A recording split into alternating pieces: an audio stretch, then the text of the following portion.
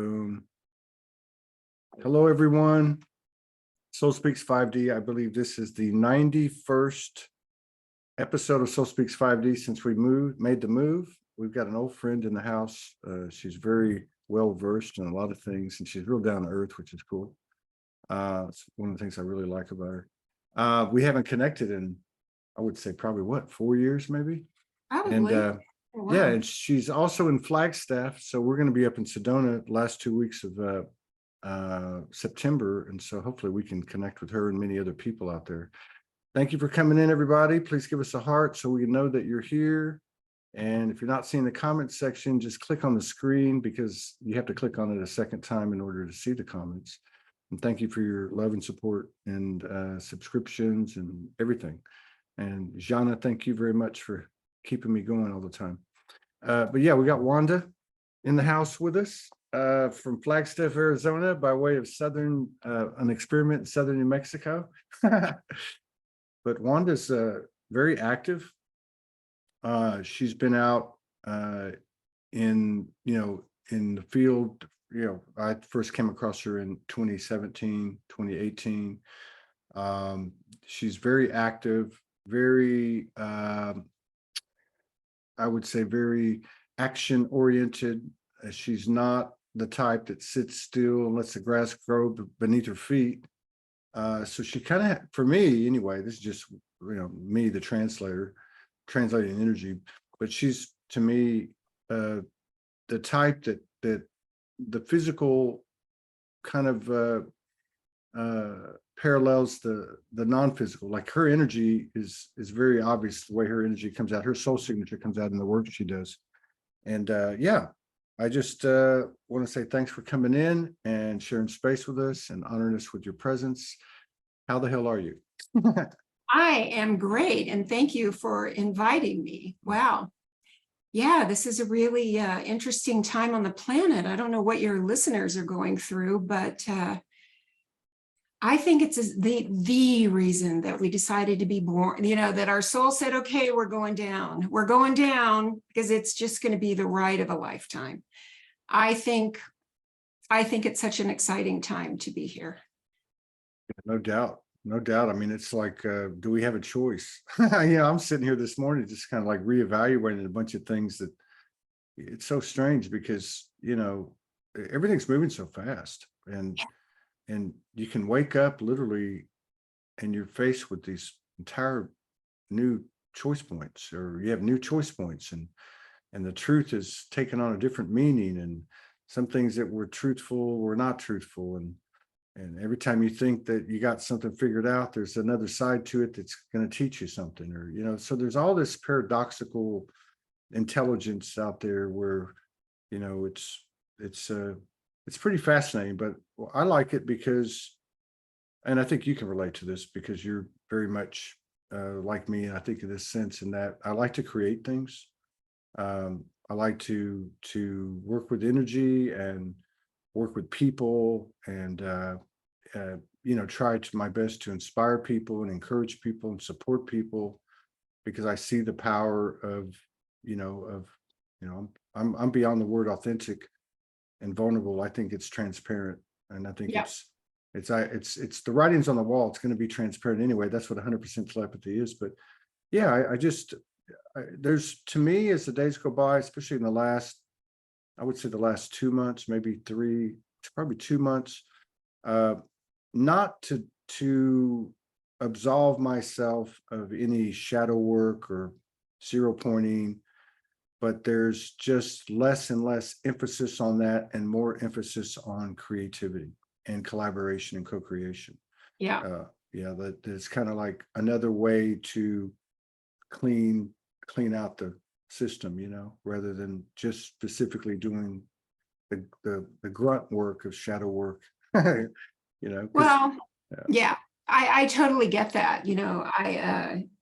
Yesterday, so one of my friends, dear friends, is Marcia Wade, Star Sister Astrology, and she's such an amazing writer. And so she wrote something yesterday saying that there are 9 celestial bodies that are really, with the Aquarius full moon yesterday, but there are 9 celestial bodies that are pushing us out into exactly what you said, more creativity, more authenticity. It just, kind of mirrored something that I wrote the day before, and we're being asked to be transparent. I mean, that's what authenticity is. That's the age of Aquarius. The world needs us, our uniqueness, right? And that's where people are, I think, being challenged now, because who we are is really not who we are. Everybody is a composite of what we came in with, these patterns that we came in with, what we were imprinted with as children, right? Up until we're about 7. That's a big part of my work, and, getting people out in the world. And then as empaths, since my work is with empaths, we're so afraid to be seen. I mean, that's just it's one of 20 common things of especially women, right? But men too. We're just afraid to be seen and to be authentic. What if they judge me, right? I mean, these are old survival things that kick in our bodies. So I don't, yes, to everything that you said. And this is such a big time of change when it's so fast that we're being, our soul is always in control. Our mind isn't. The soul is saying, okay, it's time, buddy, ready or not. And we just have to say, yep, it's my pattern and it's not going to stop me anymore. And then move into the new. It's really fast. Yeah. I believe, and I see with my clients, the days of, working on our stuff, all that shadow work, gone. And that's just comfort zone for so many people. And I get that. Yeah. Our minds are hardwired to run back to what feels normal or comfortable. So when you're used to when you've done shadow work and diving into the deep stuff, that's your normal. Well, this Aquarian age is saying, hey, we're done with that. Right. The world needs you. Right. So, yeah. It reminds me of, because there's like 3 things I want to unpack with what you said. Yeah. So it reminds me of when I was in rehab and I was carrying paper, as they say. I was on probation. They would send me to, and I'm not knocking or throwing shade at anything, because, Sure. I mean, everything is relevant and has purpose. But going to AA meetings, the whole thing was just like this reinforcement of my sickliness, or this ailment, or this power, this you know what I mean? It was just like this. It was very difficult for me to sit through them, because it didn't work well with my soul. It was just something was reinforcing the smallness of the human. But it's kind of like that. I think it can be. We had somebody on yesterday, and she's Suzanne Amara. She's empath, like lit, the whole 9 yards. Very much similar story to many of the people that come on. And she has ended up, Spirit sent her to Thailand unexpectedly. She's living there now. Went for a week, 4 weeks, and she's there and going through all these changes, and the ego being challenged, and the ego showing her new things, and all this. Really could tell the intensity of it. And one of the things she said was, I've got to come out of this cave I've been in. Yeah. And I'm hearing a lot of empaths say this year, particularly women. They don't have a choice. It's time to come out and be seen. And I look at what's happening and all this talk that, we have all this talk about, telepathy's coming online and intuition's being boosted. And I keep looking at empathy. Like, if we're all empaths, and you work with empaths, so this is perfect. But if we're all empaths, and that's a superpower that makes us, special, which really is a stance of superiority, and it's understandable because it's a very powerful characteristic and attribute. But when is the empathic ability going to bring us to this higher alignment? When is it, like, when you do a life review, like when people pass and they said there's a life review, and I went through my life very quickly, and every thought, every word I spoke, and every action I took, I felt the effect it had on other people. So like, Yeah. you know what I mean? Like, to me, that would be where our empathic abilities take us, is when we start to really put ourselves in other people's shoes instead of being polarized in this distorted realm as we have been. And of course, we're all coming out of it, and it's a beautiful design. But I was wondering, like, because you mentioned, you work with empaths, and I also know that your work is not just typical energy. And I'm not throwing shade at anybody, but you have like another piece to it. So you have like energy work as a traditional, let's just say a traditional practitioner, but you also have another part of it, or I think a substantial part of it, that is career driven, purpose driven kind of thing. And I was just wondering, have you seen any type of evolvement in the empath, in general, with the client that you have, and just with your own observations and experience?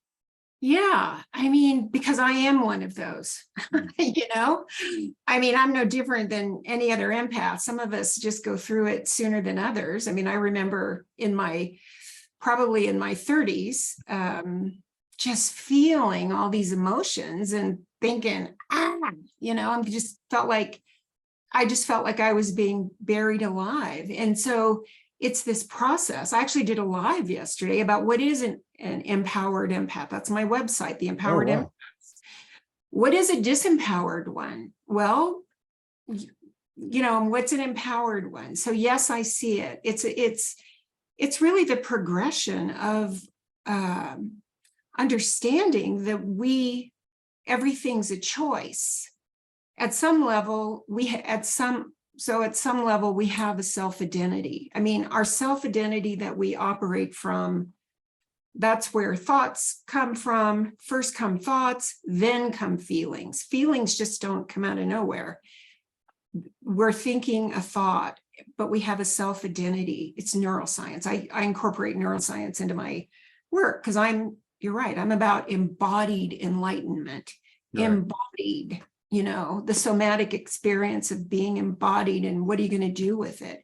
So there is a progression of empaths who say, wait a minute, this is what I talked about yesterday. Is this mine? Do I have a reason to feel this? Do I have a reason to, there's a lot of sadness and there's a lot of grief in the collective right now. I feel it, but it's more like, but when we remind ourselves that this isn't me, and what am I supposed to do with this? It's like walking into the food court at a mall. You smell all these smells and you don't say, oh my God, fajitas. You just don't do that. You just go, well, this is interesting. I love that. This is interesting, right? And so we have to learn to do that, because the people that I work with are, as you said, pretty typical of your audience, 45 and up. They've been working with this stuff for a while. And what happens, is that as we get older, the reason that we're here starts to become more apparent. I use like your North Node in astrology, it kicks in. I use human design in my coaching because, we're different types, but everybody has a cross of incarnation. So our lives are basically this information gathering, looking under rocks, learning things. And then as we get older, somewhere around 45 or anywhere, 45 and up, that's when we're really able to help other people who are a little further back in the process than we are. When we're empowered, that's when we can really create change in the world and say, hey, this is why I do what I do. My life burned to the ashes, physically, financially, was told I'd never probably walk normally again and had no money. So I understand why that had to happen, because I teach creation. Anything can happen, anything. Right. It's up to us, really. Reality is so fluid. So had I not gone through that, I could not stand in front of people and say, hey, you don't have to do it the hard way like I did. Right. And that's really what people are doing. I mean, that's what my clients are doing. They are the teachers, they are the mentors, the authors. They're amazing people who are really here to create an impact. But we all are. That's just it. We all are. It's encoded in us. It's pretty cool though. I mean, so you're working with people that are already kind of on the road to that, almost like I'm going to use like 3D terms, like almost like because I think about it sometimes, like almost like an agent, manager, counselor, you know what I mean? Because you don't think about that. A lot of, and again, because many practitioners like that have come through the show, it's more like a traditional kind of thing. This is kind of a mix. So people that are trying to like push the envelope and really expand. And I think this is cool too, because a lot of times, and I know I'm very guilty of it, and I have to really check myself, is being open to somebody on the outside looking in, taking a look at it and going, hey, can you give me an assessment? You know, I'm not going to, you know, hang you if I don't like it, or I just like to know what you think. I just did it with a friend of mine actually this morning. I said, can you listen to me for a second? Am I screwed up on this or whatever? But yeah, I think that says a lot too, because I think that's one of the big things that we've all had to kind of contend with is receiving and asking, you know, and then having the humility to be able to, you know, be vulnerable and say, you know, hey, can you take a look under my hood and tell me what you think? I mean, that's pretty cool to have that basis when they walk in the door. This is what I think. I think that at some point, the ego just gives up the ghost, the need to be right, the need to be what it's seen in a certain way. I mean, at some point, you know, it's not about you. At some point, you know, your life is not about you. Right. Because, so I'm certified, you know, I've worked with Bob Proctor as a mentor, and I decided to get certified with Mary Morrissey's group to really hone in on evocative coaching. Because I am the first one to say the plan, the path, it's already in you. You just need to know how to access it, right? And so, so I work with coaches. Like I just had a coaching call this morning. So I work with two different coaches. One is just the inner stuff, our head trash, which is 90% of why we don't experience the amazing lives that we want, head trash. So I work with a coach for my head trash, and I work with a coach who does head trash and big, bold, get your stuff out there, you know, strategy. So my point is, at some point, you just realize it's not about you. Right. And here's what I was going to say. Mary always says this, that the infinite that lives us and breathes us is always seeking a greater expansion through each of us. Yeah. So, I mean, to me at this point, it's kind of silly to think that, well, of course I don't know. I mean, why would I be not willing to get for somebody to look at me to say, or to work with me to say, why don't you try this? Because we have blind spots. That's why they're called blind spots. So when it's not about you, you know, when it's not about you and there is this thing that wants to express through you that's bigger, you willingly say, I don't care. Just tell me, because I know I'm here to reach people. I know I'm here to make somebody else's life easier. And that takes over. At some point, that takes over. Yeah. You Yeah, know, I think that's that what I would say. this is it's a good time for this, what you're doing, because we are moving into, we are the age of the Trinity, right? So I'm going to serve myself, you, and the collective in equal measure with everything I do.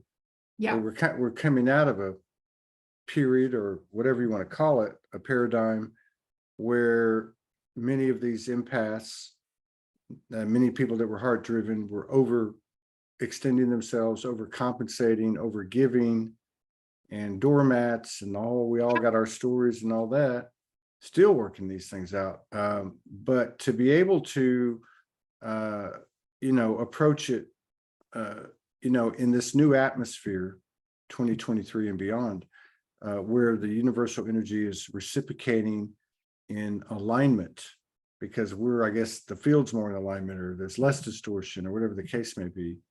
Yeah. I think that's a powerful, powerful thing, because empathic ability is a lot of things. It's certainly tied into intuition. And then I think for me, most of all, is because of the distortion, service got distorted, like service to your country, things that we would do in the name of pledge Yeah. allegiance to a company, to a country.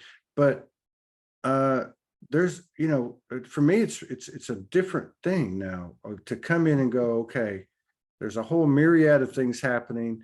There's solar flares, there's, all this stuff going on. I know one thing: I can serve. And I know that I can serve because I can feel the way it makes me feel.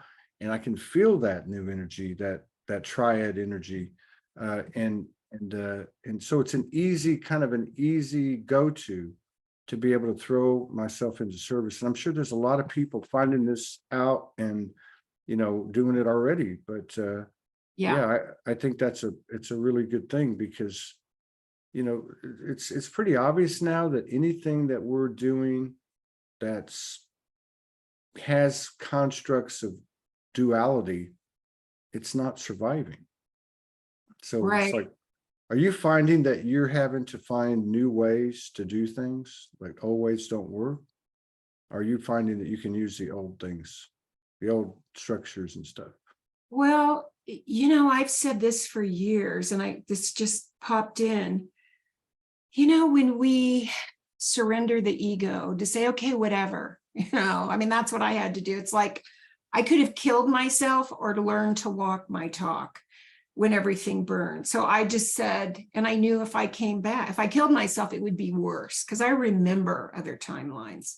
I remember they were not pretty. So it's kind of like riding a whale, I think. I remember I used to say that, and it is still like that, but I've just learned, like, it's easier. So when we trust ourselves implicitly, which is really trusting spirit, which is the part of us that's spirit, and when we learn how to work with the mind, which is what I teach as well, the information just comes in and you just go, okay, I'll do that today. It is magical to me. It is magical to me. We don't have to figure anything out. I teach people how to stay out of the how am I gonna, which is where I did most of my life. So yeah, it's always different. And the ideas come in, and we have to be, it's like that saying, money loves speed, right? Life loves speed. What holds people back is that they don't trust. They get an idea and they don't trust it, or they're not willing to take bold action. Right. They're not willing, and this is the empath stuff, they're not willing to throw spaghetti on the wall to see what sticks. They're afraid to fail. We can't improve anything if we don't do anything. So yes, this is why I work with a coach. The one coach that I work with takes people up to 8 digits. I think empaths, I'm going to backtrack. here's why I think we're here to change the world. That's why I'm so big on it. People who are empaths. We can't change what we don't feel. And let's face it, we are feelers extraordinaire. We Right. feel everything. So when we feel, when we change, it ripples out. The world is changed. So I believe that empaths, I think it's estimated that there's about 20% of us that are empaths or highly sensitive people. We're here, we have heightened intuition, which makes it so much easier for us to get those ideas from source, from spirit. And we're here to heal, which is heal that stuff, the trauma responses before anybody else even is aware of it. Everybody has trauma, but we responded to it differently because of our sensitive nervous systems. Right. So that's why I think we're here. We're here once we feel it, move through the shadow stuff, learn to rewire and recode responses in our minds, which is actually happens very quickly when you do it right.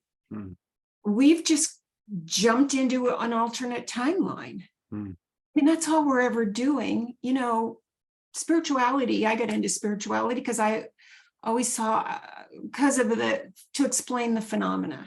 I did not get into it for self-love. Like I just had all kinds of phenomena and it explained it. So I'm kind of, I get galactic stuff, or I would say it's galactic. Who really knows? We won't know until we croak, right? But we're a physics experiment. We're always operating in different timelines. That's what's shifting now. So as more and more of us are willing to no longer respond to the old, the survival strategies that we developed as children and come up with a new response to life, this is how we create heaven on earth, right here, right now. We just pop into a new timeline. When we pop in, we bring others with us. Yeah. That's why things are moving so fast. And, the energies change since the end of March and Heaven's Cross. Consciousness on the planet has just shifted. It's easier for people. Yeah. And that's why so much stuff is coming up now, because we can't take this stuff with us. So let me just say this and then I'll be quiet. But I think we're here to change the money system, because empaths and money, like, oh, I'm not worthy. I don't need money. You tell me, Todd, do you need money in your business to reach people? Well, Yeah, I don't use that. I don't use that term, not because I'm afraid of it at all. I use the term abundance, or resources, but yeah. no, the money thing is huge. I mean, a lot of people know, I downloaded in 2018 from the Arcturians, this whole 369 thing is 5D commerce. I call it 5D commerce. So what that was at least my part, or what I'm involved in, was basically a model that, if you want to use, again, old paradigm terms, where a third is cost, a third goes to the house, reinvestment and such, and a third goes to the community, or to the content creators, or whatever the case may be. So we followed this at the first two Soulogy Fest. I followed it on a personal level for quite some time. I go get a meal. It hurts sometimes because I don't have, I haven't had, the funds or whatever. But if the bill's $20, then I leave a $10 tip. 369, one third. And so I've watched it work very well. And that's just, how the festival's set up, how the network's set up. I mean, like our network, when we get to 10,000 people, we'll have, at $12.12 a month, we'll have, just from subscriptions, $1.5 million a year, 500,000 of it, 1/3 of the gross, 1/2 of the gross profit goes to the community. So if somebody has 4% viewership and it's $40,000 distributed to the community for the month, they're getting $1,600 for producing a show twice a month that they love doing, right? So there is definitely, it's something there. I don't really resonate with the crypto. I don't resonate with this whole Nasara thing and all that. I think they're just a bunch of propaganda, and I could be wrong. But I do feel like it's energy that wants to be recognized, a lot like our shadows, and it will scream at us. And until we develop a collaborative relationship with it, and I'm watching it happen. And there's other factors such as when I get bills come due, I pay them. It used to be like, oh, I'm going to hold on to this for a minute because I got $500 over here, and if I pay it, there's only going to be 270. Right. Well, I'm finding that over the years, and it's all proportionate, that when it comes in, you just pay it, and you pay it with a certain equilibrium, and then immediately something happens, right? Or I also noticed and you mentioned this earlier, and I wanted to ask you about the mind too, before I forget that, just a reminder, but you mentioned about taking action.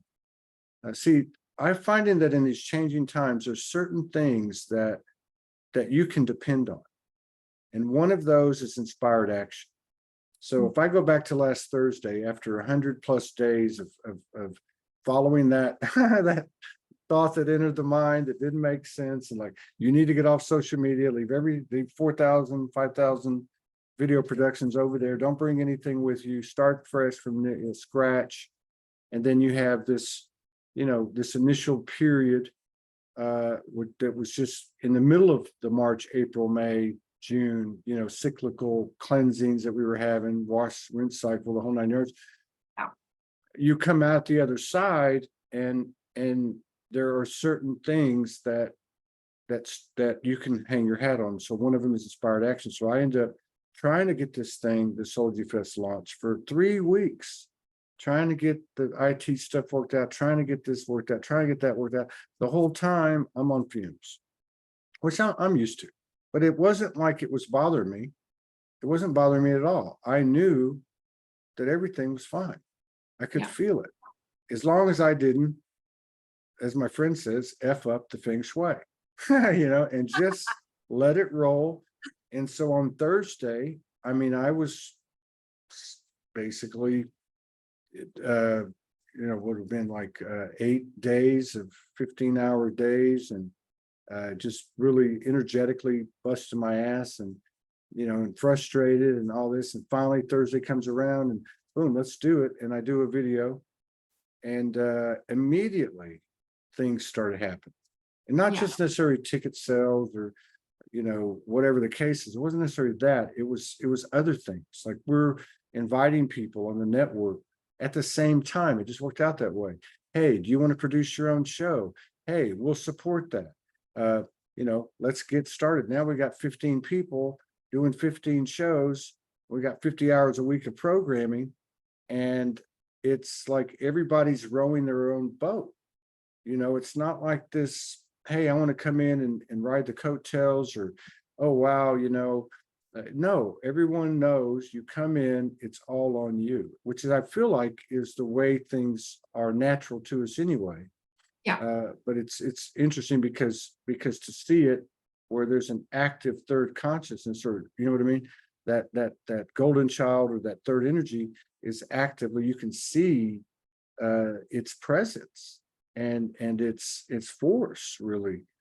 So it's really, I went off on a tangent, but this inspired action thing, taking action, even if it doesn't make sense, I'm finding that it just pays huge dividends, and even more as the days go by. But anyway, I was going to ask you about the mind thing, because the mind is, what would you say? The mind is shapeshifting. So if you look at the mind, if I look at the mind, I'll borrow some terminology from Franco. So the mind is the ego, the rational mind, the subconscious mind, the connected mind. There's all this stuff to it. And as embodiment begins to take a bigger and bigger foundational element within the mind, everything starts to get altered. A lot of people are talking about, yeah, well, my soul, I'm hearing my soul. You mentioned the feeling. Like I never thought that one of the voices on my team or in my makeup would be my body, how it Yeah. feels. It doesn't speak words. It says that doesn't feel right, or this feels right, or you're Right. bullshitting yourself, or or you're telling the truth, and whatever the case is. So yeah, I would just like to hear, like, what is that now? Like when we work with the mind, when we learn what it is, and what you do basically. Can you just kind of elaborate on how you approach that, and what the nuts and bolts are? Well, so here's how I would explain it. I'm not sure if I'm answering your question, so reel me back in, right? If I'm not answering your question exactly. So number one, the yes and no's are not in our mind. They are in our body. This is why I use human design in my coaching, because human design lets us know that, I don't know, maybe you've had human design experts on. I'm not an expert. I don't go super, super deep, but I use a few things in human design. Yeah. Like to know how you get your yeses and no's. I mean, it's very specific, and it feels like, I mean, if it's not a thud, I get mine. It feels like a thud, like this full Now, body. how you get, because I do know a little bit about human design. We have had people come in here, and I think a lot of it, because a lot of people use it as a tool, or as a complement to what they're doing, like you are. So how you get your yes or no's, is that unique to I think there's what, four human design? Is it unique? Are each one of them different how they get their yes and no's? Or is it human design helps you to discover how you get your yes or no's, and it Well, kind of falls? human design. So I'm a manifester. We're about 8% of the population. And I'm an emotional manifester. So for me, it's this feeling in my body, like when you're out in a crowd and you hear somebody call your name, it's that in my body. Okay. With some types, I have a couple of clients that are self-projected projectors, right? They're wired completely different. They have to hear themselves speak the words to know if it's a yes. So I use that so that's why I use human design. So that people at least understand, Yeah. here's how you trust yourself, because I believe that the biggest thing going on as the light bodies coming in, that's what's happening, and that's just how I describe it. The light bodies coming in, it is merging with this field that we call a body, which contains all those programs in our unconscious, right? Which is, what is it, about 85% of the stuff in our subconscious is not helpful survival techniques, right? It's good. Every time we get in a car, we don't have to figure out how to drive. So, but most people don't trust themselves. I mean, they don't trust life, because that's just part of the process of, the light body coming in and your survival stuff. That's why you've got to take action, because otherwise you just should go live in a cave, a cat lady, and never come out of your apartment. Like, that's how we get courage and bravery, by confronting our beliefs that life isn't safe. So, so I always go to, what's your cross of incarnation? That's what I use, because it makes sense of What does that mean? I should actually refer you to one of my clients. She's amazing. She says she's not an expert in human design, but she's an expert in human design and gene keys. Human design is kind of like our north node in astrology. Okay. There are, like, I think about 300 and almost 400 different crosses of incarnation. Why did your soul incarnate? What's it all about? That's fascinating. I wish I would have known in my 20s. Mine is, I mean, it makes sense, but I didn't. So this is why I use it with my clients, because when you're 30, you're just you're in the messy part of life. You don't know why you're here. So mine is, You only experience your beliefs. Guess what? That is my work with people. Beliefs are just thoughts we keep thinking. We can believe anything, right? We can program anything, and that's when life changes. But yeah, everybody's got a cross of incarnation. So that's what I use. And how do you know what's a yes and what's a no? It's different for everybody. That's how I use it. But I think that those are the hurdles that I've seen over the years with people. You know, I had a really big corporate life where high pressure, high stakes. I learned to trust myself. Like, I didn't know anything about human design in my 40s, but I learned I could always trust that I was always right. I mean, always. In retrospect, I don't care what my VP said, I was always right. But a lot of people don't have that kind of life. So I just think that's, you know, what a lot of people are going through right now. As the light body's coming in, our stuff is coming up. The light body's saying, hey, your can, which is your life, is getting kicked on down the road, ready or not. And people are afraid. And I get that because I used to be afraid. Yeah. But when you know how to trust yourself, like, is this a big fat yes? And if it's no, it's a big fat no. And when you kind of understand that the stuff that you think is so wrong with you, it's right about you, and the resistance goes away, and you can start to focus on, okay, what have I learned that can help other people? I mean, that's really, you know, this is really what my focus is, because I think everybody on this path who would be listening on your show, they've done so much inner work, and our world is in chaos. People who don't know what to do with their feelings, people who would rather have their toenails pulled out than feel, right? Yeah, I mean, it seems like people aren't being given a choice. Like, even if I look at just people that aren't in these circles, you can see it, like it's just coming, those loops are coming back, and we're not able to avoid them. I had a good question for you. Well, let me just talk about go ahead. Think about it. No. I got the question. It's related. It'll keep going. You keep going. Okay, so I just want to talk about the mind. So, you know, the mind is the gatekeeper, and you know, my work in my life just went from being so focused on phenomena and what's happening on Sirius or whatever. I mean, my guides are galactics. I get physics stuff that I have to Google.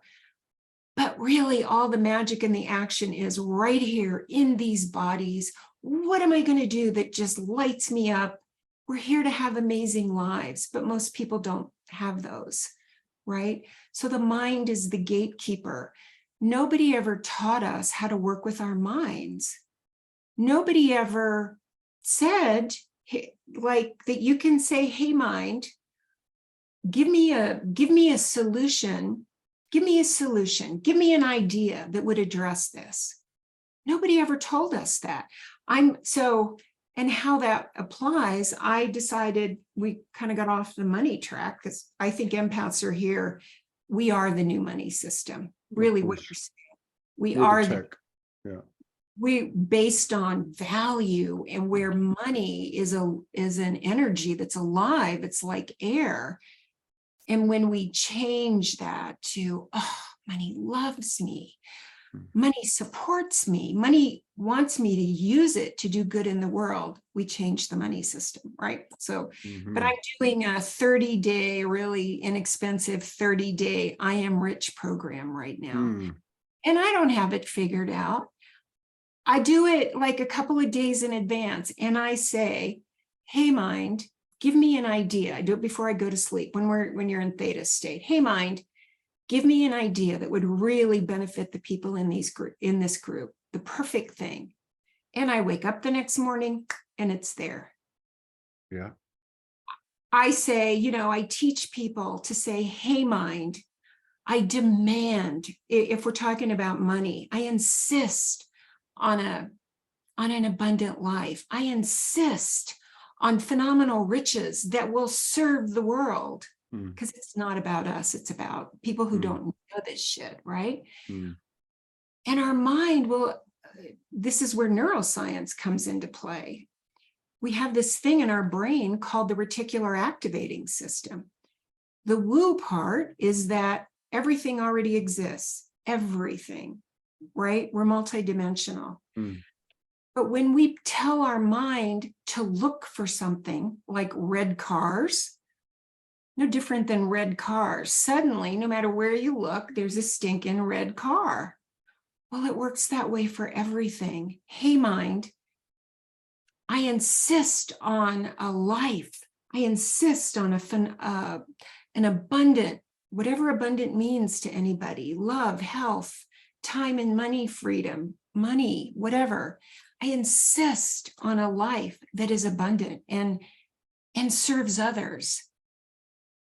And your mind will come up with ideas because the reticular activating system, its job is to validate our beliefs.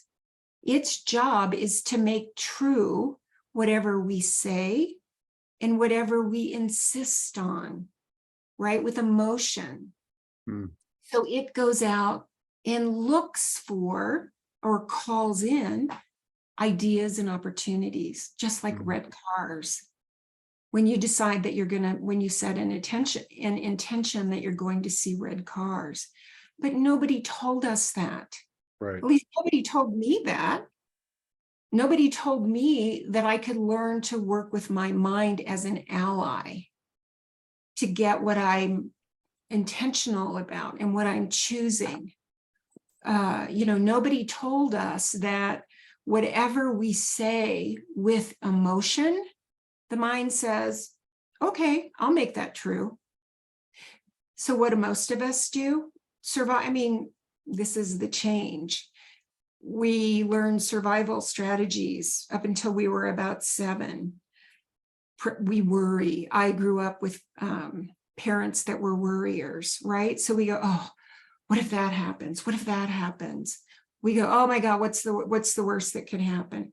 Well, the mind, because there's emotion in the body, the mind says, okay, I'll make that true. We call it in. So when we learn to work with the mind that in the right way, with what we are choosing with emotion, it brings that in too. I mentored with Bob Proctor before he passed. I love Bob. I still am part of. Was that in recent years or was that a while back? Yeah, just in the last few years when Oh, I got wow. really serious about. I bet Hey, that was really cool. Yeah. oh, he's amazing. He was amazing. I've always, loved Bob, but then I plunked down the cash to mentor with him. But Bob has always said, and whatever you say, our mind learns with repetition, and to say, I'm so happy and grateful that, like, I'm so happy and grateful that clients are flooding in. I'm so happy and grateful that people's lives are changing because of my message. I'm so happy and grateful. It's that your mind says, I got it. I got it. You feel it? I'll go out and make it true. Mm. Nobody told us that. Yeah. So Nobody. that's the physical component of what's talked about in these circles. Like, well, your thoughts are what create your reality. We've been operating on unbridled emotions, unconsciously discharging energy, and there's lots of stories behind it and all that. But so there's a specific part of the brain that you're mentioning that no, and so you do this through repetition of what, like affirmations. Like, do you advocate like a certain protocol, like to 15? Like I know in the mornings, I lay and sit, and I do gratitude affirmations. I find that when I started doing that, it really just changed things. And when I don't do it, I can tell the difference. I'll get a reminder, Yeah. So I've gotten better and better at doing it consistently, regardless of how I feel when I get up. Because sometimes we wake up and we feel like we're off planet and discombobulated with all this energy. But is it something like that? I mean, do you have like a just like a rough general kind of overview? Yeah, So yeah, I do a few things. So what I've incorporated lately into my work are, again, so let me just say, I've gone kind of deep into neuroscience. I've worked with a coach who's a neuroscientist who works with entrepreneurs. And so what I know is that as empaths, the stuff that works for everybody else doesn't work for us because we have deeper responses, so right? with the impasse, okay, in terms of, okay. And is neuroscience kind of like the Joe Dispenza area, would you Yeah. say? Okay. Yeah, there's, yeah, exactly. There's just a lot online. So the empaths are wired differently, and therefore you're tapped into, because you're working with empaths, you're tapped into that. Okay, yeah, this will be good. Yeah, because the deeper stuff. So when in a group that I'm in with Proctor Gallagher, I mean, they're all, we all want the same things. We want to create impact in the world and, want what we want. We want that new home or whatever. But most of the people I'm clued in with are here to really create impact in the world. But in Proctor Gallagher, a lot of them aren't as intuitive. They're more mainstream. They would kill to have the intuition that we empaths do, right? So, but what they don't have are these deeper patterns that we developed as children, like the fear of if we were criticized. Well, I'll use me. So, because I am my own best case, right? Because I grew up in such a dysfunctional family. And we just have deeper things that traditional, that affirmations don't touch. So I use regression. I do this. I just did this in a challenge that I did. I did a regression where we asked the mind to bring me three different memories. Bring me a memory, mind, of when I first developed. It could be, unworthiness. Mm-hmm. I have done this multiple times with one of my coaches that just does inner work, and I have been reduced to a heap of tears every time. Mm-hmm. One of my very early memories is, and I would, so was probably third trimester with my mother. In the third trimester, babies can hear like an adult does. Mm. So I was a mistake. My sister was 12 years older. My brother was almost 17. And I literally heard my father say, "We can't have that baby. There's no way. I don't want a baby." Well, for a lot of us empaths, we have that memory. And at that moment, we developed this survival strategy that said, I don't belong. There's like a list of about 20 of them. I don't belong. I don't fit in. Nobody hears me. I mean, these are things I lived with my entire life. I'm different. And it all goes back to that moment when there was so much emotion that nobody wanted me. He didn't want me. Mm. Right? So these are the deeper things. And I could go back to, I've gone back to a bunch of memories, and no wonder we have these screwed up lives. I mean, it's just, we are the way we are for a reason. So I use regression because we go back in time to when our minds are brilliant. They will bring up a memory. Bring up a mind, take me back to a memory when I first formed my relationship with money or health. It's always when we're tiny, when we're little, it will bring it up. We go back as the adult, as the observer, right? So the other thing with the mind is you cannot believe two things on the same topic. So once you go back and see the memory as the kind, compassionate adult that we didn't have, that was not our parent, right? Mhm. You can't go back to the same old reactive, oh my God, nobody wants me. No, crickets. Why doesn't anybody hear my message? Crickets. Mhm. Because then you go, oh, and then you tell, and then I work with people on a process of how to work with their mind to create a different response moving forward. And the neuroscience of it is once we disrupt a pattern, right? Like an old reactive pattern, say, nobody, I'm not wanted, or nobody hears me. That was mine. Once we know how to insert a new pattern in, and I forget what the name, what it's called, but it's a pattern disruptor. Once we do that and do it with emotion, you can't go back. You don't go back. And then you insert in the mind a new way to deal when that old pattern comes up.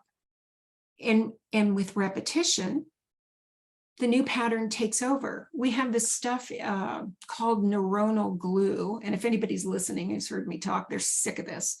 But there's actually this physical substance called neuronal glue. Uh-huh. And it's this, and we only have so much of it. And it actually, so when we have a reactive pattern, it's a neural response in the brain, and the glue keeps it in place. I mean, it's amazing, right? That's why we don't have to learn how to drive a car every time. But when we disrupt an old unwanted pattern and start a new one, we have to give it enough time so that the neuronal glue actually dissolves around the old reactive pattern. Wow. And reforms around the new one. And so, I mean, so for me, once I learned how to work with my body and how to work with our bodies instead of against them, it all made sense. Like, I think some people give up just before they're ready for a breakthrough. And it's only because that neuronal glue, like if it's unworthiness, where you immediately go into, oh, I don't deserve. We just got to give it enough time physically for that glue to reform.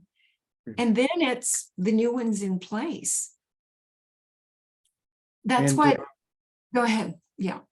no, I was just going to say, and because so much of what's going on, I mean, I noticed it like in September and October of last year on the show, people started coming in the door and they were just like humbled. Like the experience was, because last year was pretty hot, and I started over. I ditched a 2-year business collaboration. And after those eclipses, yeah, even my husband was saying, you got to quit. You got to get out of there, which is something for him to say because he's on the spectrum. Well, I mean, it's like, yeah, there was a lot of Cali energy, I guess, but and so people started coming in, and it's continued, and that's why, like there's these insights. So what is that like? Do we actually hear, I'm not worthy? Or how do we become conscious of it? How do we, you know what I mean? It's like people are telling their own little stories of how they navigate it and how they transform. And that's one of the things I was going to ask you if you were talking about the mind. So is there a dialogue? Like for instance, some people ask questions and channel and they write, an automatic writer write. Some people have that conversation in their head, Right. in one way or another. Mhm. There's been a lot of isolation, solitude, private time. That's actually really commenced with the whole COVID thing. Right. And that seems to be something I hear people talking about, that I experience a lot of solitude in between. And I, like, even yesterday, I knew I had to lay down. I knew I had to be quiet. I didn't have a conversation. I just kind of sat there. And and some things did come out. Some things were brought forth to ponder. You could say, like, Yeah. here's your assignment. Sit with this fact, or sit with this thought, or sit with this experience. But yeah, like, do we have this dialogue in our head? Is it, with this evolution of the mind, and then this relationship that you were guiding people with, which makes sense. What is that relationship with the mind? How do we communicate with the mind? And I guess this goes back to what you said earlier, so I'm answering my own question. You're utilizing a resource, human design, to kind of locate how the yeses and the nos come. So Right. one way or another, that's kind of the start. Like, what are you hearing? How do you know what it means? And then from there, I'm getting that there's a further relationship with the mind, because you're basically creating new neural pathways, breaking down the old ones through conscious effort, conscientiousness of self. And then you talked about the body and the feeling. Now, yeah, I'm getting your program down. So now, But here, let me just say this. Yeah. So, but the big thing that pulls us forward, right? I think that's where you're going is, what do I want? What do I really want?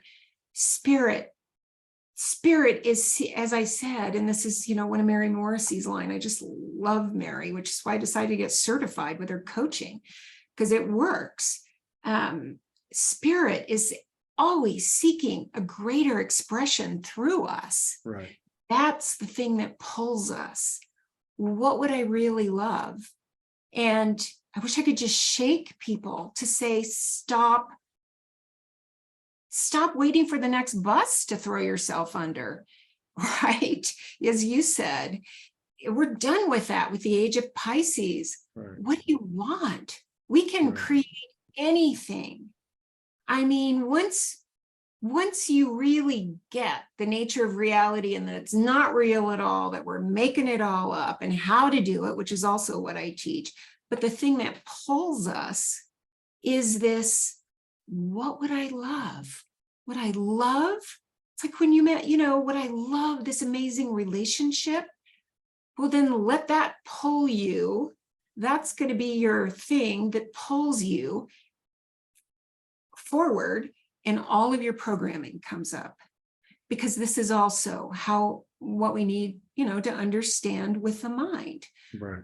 Like, if I want whatever, pick a thing, we'll pick a relationship. If somebody wanted their, soulmate, or however people talk about that, if they want this amazing relationship, then our paradigm, this is Bob Proctor's language, paradigm, our programming, which is really the unhealed inner child, attachment styles, all that psychology stuff that says, oh no, I don't feel safe. So as soon as we decide that we're going to move in the direction of our dream, right? That's the thing that pulls us. Our programming comes up, and that's what we work with to do all this stuff that I'm talking about. Where did it start? I don't really get into insecure attachment styles. Your speakers who are therapists can do that, but it is that. Why do people who were abused as children have all these crappy relationships? I was neglected as a child, so no wonder, I had a crappy marriage when I did get married. And then I'm happy now because I did the inner work. But we're always repeating these patterns until we look at it different, until we decide to respond to them differently. And that's really what I teach. So the thing that pulls us forward are our desires and our dreams, because our dreams and our big desires don't come from our mind. They're spirit who's, wanting to express more fully through us. Somebody who wants this amazing relationship is such an inspiration for other people who have said, oh, maybe not me. I don't think that's possible. so really, the thrust of my work is trying to get people to start to allow themselves to dream big and to know that if you can dream it, it already exists. You wouldn't be able to translate the energy into thoughts. But I was just talking to a friend of mine last week, and she said, I said, I don't understand why more people just aren't going for it. Hmm. And, what she said is, I think most people don't understand they can. Yeah. So, the expansion, we are the new world. The expansion happens through us, through our desires. The healing happens as we're willing to go for our desires and then learn to, how to deal with the programming that always comes up. I mean, props here. Our programming doesn't just come up, it comes up screaming. Mhm. Who are you to think you can have that? Oh, that'll Mhm. never happen. That'll take so long, and it's in all of us and in me. And every time we expand our dream, the next level of the programming. Who are you? You're too old. You'll be, last year when I split from a business collaboration after 2 long years, but it was with a narcissist and it was just not worth it. So the things that came up for me was, well, you're too old. No, you're not relevant. You're not blah, blah, blah. None of this is logical. Right. None of it is in any of this. Right. And is there like because everything is new. Like, I spent my 20s and 30s reading voraciously, and everything was nonfiction. A lot of it was spirituality based, metaphysics based, but a lot of it was self-help, business oriented, Tony Robbins, Brian Tracy, Zig Ziglar. Yeah. There was the internalization of goals, and of course the affirmations, the self-talk, positive mental attitude, and of course the action. But there was always like, where do you stand with your goals? How are you doing? Well, And I think that's the old yeah. way. That's Huh? the old Well, that's what masculine. that's what I was asking. I was wondering, because I really haven't thought about it until I'm having this conversation with you. Like, I wonder what that looks like in this evolving new formation of coding and template from someone like you that's, hands-on and been there for a while.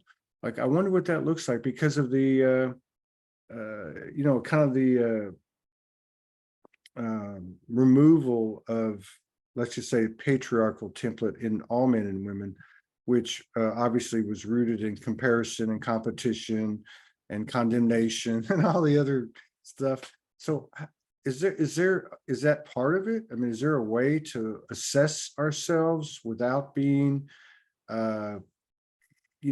negative or judgmental or condemning?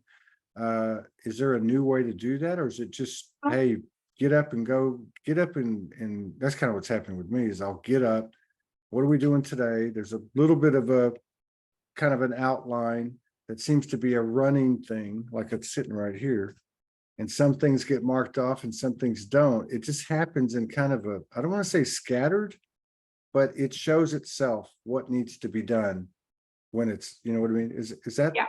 kind of what's happening with you? And is there a way to appraise the progress? No.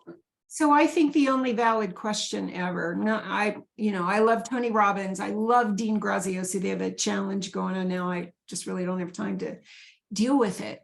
Tony Robbins used to be a janitor, right? Mhm. He doesn't have a college education. He's amazing. And I love Dean. I think the only valid question now, it's like, what would I love? What would I love if I could wave a magic wand and anything would be possible? It's that. And I think, so, that's what drives my life. And I just had a session with someone I do these laser sessions, and he just retired at 60 and very wealthy.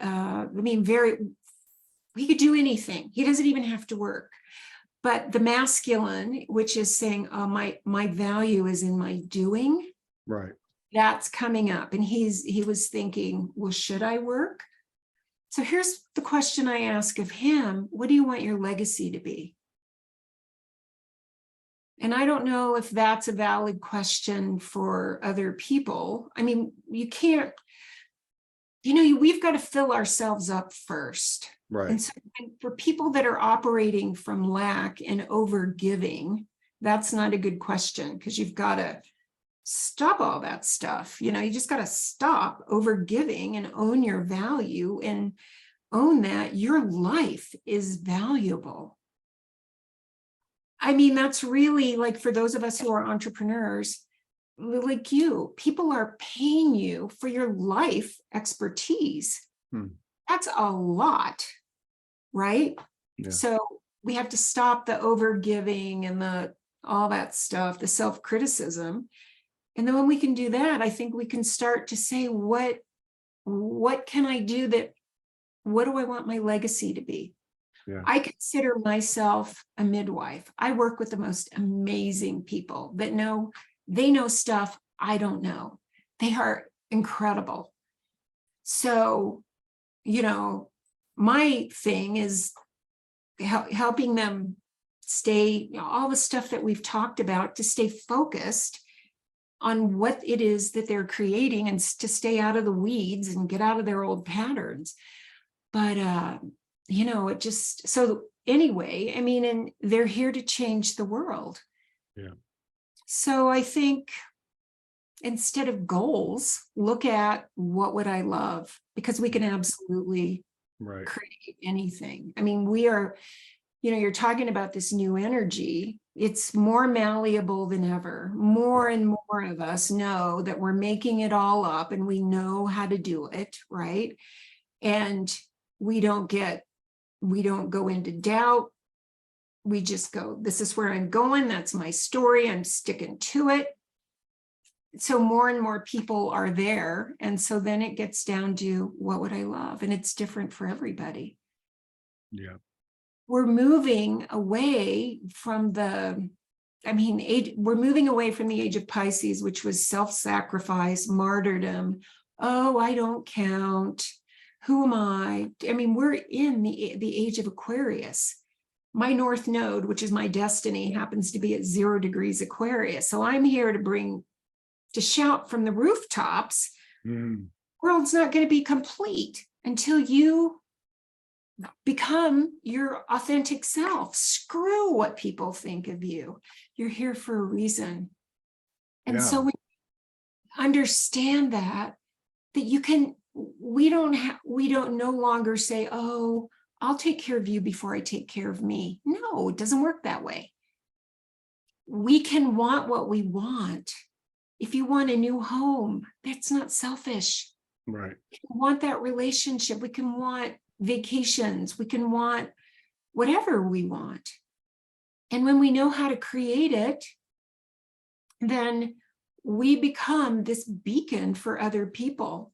Just we walk into a room and we change everybody. So what's changed, I think, since Heaven's Cross at the end of, or that's what I call it, at the end of March, higher consciousness is in, you mentioned it, receiving. We have so many screwed up ideas about earning love, earning money, worthiness. That's the stuff that I think is coming up right now. I think that's what a lot of pain is about in bodies. Pain is resistance. We don't really have to work to create money. Money's energy. I have my people interchanging money and air. It's pretty silly to say I don't have enough air. Air's hard to earn. Oh, air, more air. Oh my God, that's hard. Struggle, right? Pretty silly. So the new energy, and not everybody's there, takes lifetimes to get to this place of being a soul with a body, and I don't even know what it means. You know, I know what I go through, but we're at this place where things get easier when you understand, when you get all that worthiness, unworthiness, and earning and deserving, all those programs out of the way, where we just like look at a situation, what we would call a problem, and say, this is interesting, and it resolves itself, or money comes in, or whatever. I mean, we have to be willing to receive, because what is our true nature? I am. We're not human, we're source with a bunch of programs that said we weren't, because it is, you know, made us expand the nature of reality by all, you know, the roller coaster ride of what we call problems. But I think that's the new energy. And we're so used to working and earning and thinking that we have to do something. No, it really like the don't. hamster on the wheel. Yeah, yeah. Yeah, I And like that. Who do you want to be with? What do you want to do? Where do you want to live? Like just basic what would you stuff want? like that, as opposed to goals. It's like, what do you want? Yeah, that makes total sense to me. What's the name of your? I want to make sure we have a little visit to your website. If Yeah. it's okay with you. You okay with Oh, that? yeah. Okay. What is the name of your website? The Empowered Empaths. That's what I thought. Empoweredempaths.com. Yeah, it's always kind of this, you know, just like the energy, it's always a work in progress, right? I get this idea and go, oh my God, I need to do that. So yeah, Oh wow, here we go. Yeah. So this is new. Last year that when you talked about everybody was pretty raw, I split from a 2-year business relationship and said, alrighty then, this is too watered down, and I started over. Cool. So you have a homepage. Oh, here we go. Yeah, a lot of the stuff I do is on landing pages, but you know, so I advertise on that. I just did a challenge on money. I am rich, and that's happening now. I'm going to do another. Hey, So I like it. Hear your money crap now. I love this. yeah, because exactly. Okay. And yeah, because I'm just so big on the fact that we are here. We're here to change the world, but people just got to get over all this unworthiness stuff. This is what worthy looks like. It looks like, I love this. It looks like saying, I'm just gonna say yes to my desires and my passions. I don't need to know how. The how comes in, and doing it. Very nice. Well done. Somebody did a good job with your. I did that. Listen, people who say, I always tell my entrepreneurs, do not pay somebody to do your website. It'll change 15 times. So yeah. And I think that it pretty much is enough. There's enough stuff that's, you know, out there. Like you can Google anything, YouTube it, figure something out. Well, that's just it. You know, that's exactly it. The how is the easy part, because you can Google it. Success. I like this. Ditch the doubt and dance with creation. That's that's on Facebook.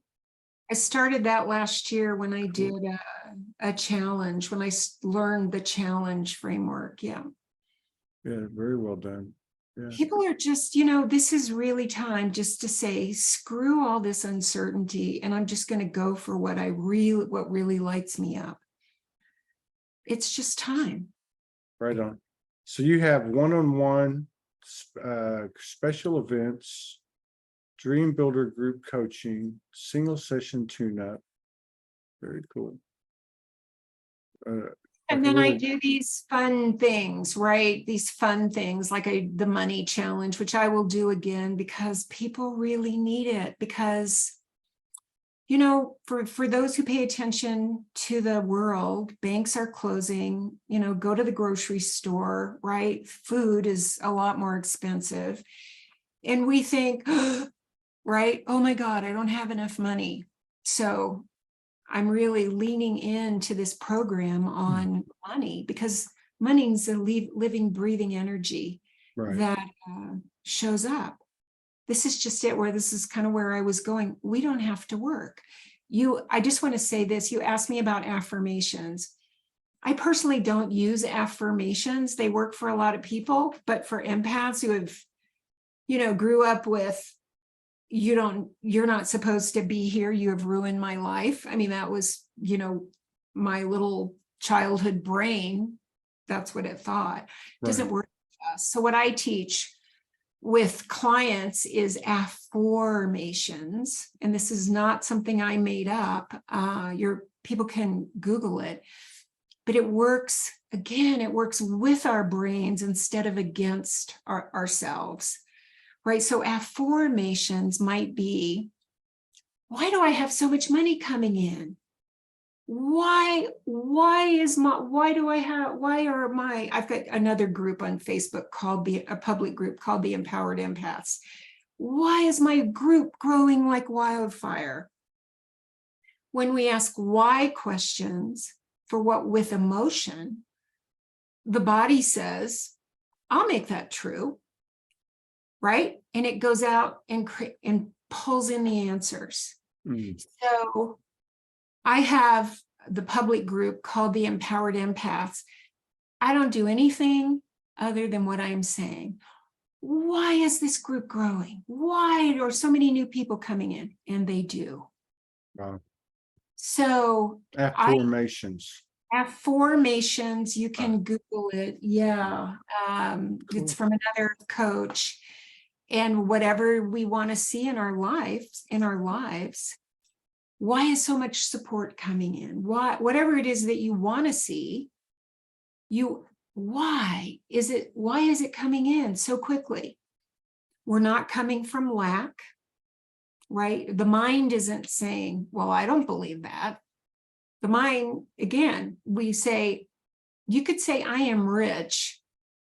And if you grew up like I grew up in, I'm part Cherokee and all those beliefs, and dirt farmer from way back, I could say I am rich until I'm blue in the face and do all this action, and it never happens because my inner thermostat is saying, no, I don't believe that stuff.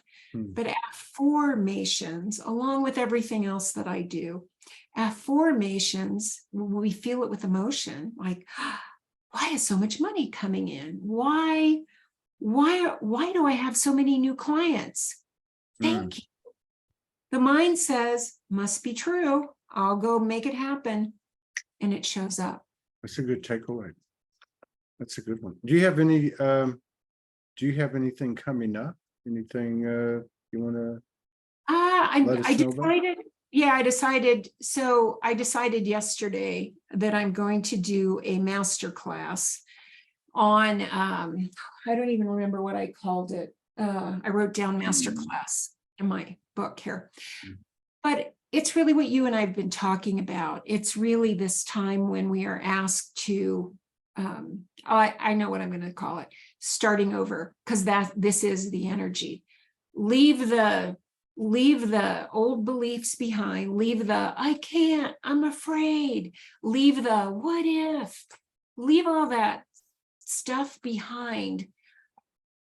Life is asking us to peel all that stuff off and start over. Like, no, these are not my beliefs. These were my parents' beliefs. Right. I'm here to be me. So how do we do that? So on the 12th, I'm looking at my calendar, which Saturday the 12th, I'm going to do a master class on starting over, because that's the energy right now. Leave all that stuff behind, the doubt, I need validation. No, you don't. You need to trust yourself. I'm going to do that. And then I'm going to do pretty regularly, I do vision workshops to help people get in touch, and they're free. to help people get in touch with what we've talked about. What would I really love? Where do you do these? Both Virtual, of them. online. It's all online. Through Zoom or Facebook or Zoom? Yeah, no, yeah, it's through Zoom. I mean, So- my community is global. Mhm. So the Empowered Empaths, is that what it was? Do you have a Facebook group as well as the site? Yeah, well I as- have a Facebook group a public group called The Empowered Empaths. The So Empowered Empaths. Ditch So- the Dash is for, If somebody wants to check into it, they can go to your website and or your Facebook page. Your because it's all, Facebook group. And I guess you would announce these things on your personal page as well, I would imagine. yes, because my personal page is really my business page. Okay. And then, and then I have an email list. And if you go to my website or when I have these events, you can, you sign up through my CRM. But yeah. Well, let's set intentions. I'll see you latter part of September in Sedona and collaborate and exchange ideas and network a little bit and just keep on going with it. But it's really good catching up with you. And I'm happy that you've had these, like many of us had these changes occurring. So yeah, let's see if we can collide in Sedona. You know what? I would love that. And I'm also working on a summit. I'm also working on a summit that I've committed to do at the end of September. So I have one, and it's called Step Into Your Destiny. Step into your destiny, because we each have one. It's, the theme. So maybe you would perhaps like to, I would love to interview you because clearly this is your destiny. Oh yeah, I'd love to do that. Yeah. Absolutely. You just hit me up and let me know. Yeah, And, I will do that. I'm working on it this week. I'm sending out emails to speakers. I'm hoping, like I'm going to send one out to Anita Morjani and some other people that are really here to reassure people that if you're 20, you may not know that your life is going to take this turn to something amazing, but it does. Yeah. You are such a great example of that, Todd. Well, I'm glad you think that. I'm just messing with you. Thank you so much for coming in and sharing space and honoring us with your presence. I look forward to seeing you next month and collaborate with you again down the road. Yeah, just hit me up if you got anything going on like that. Yeah. I'm game. I'm All on right. it this week. Yeah, I know I got to get this cranked out this week. So yeah, I'll reach out and set up an interview. Thanks so much for having me. And thanks everybody who listened to this or who will listen to this. We never know. I never know what will come out of these conversations. So I hope it helped Thank somebody you so much. a little bit. Thanks a lot, Todd. All right. Appreciate you. Bye-bye.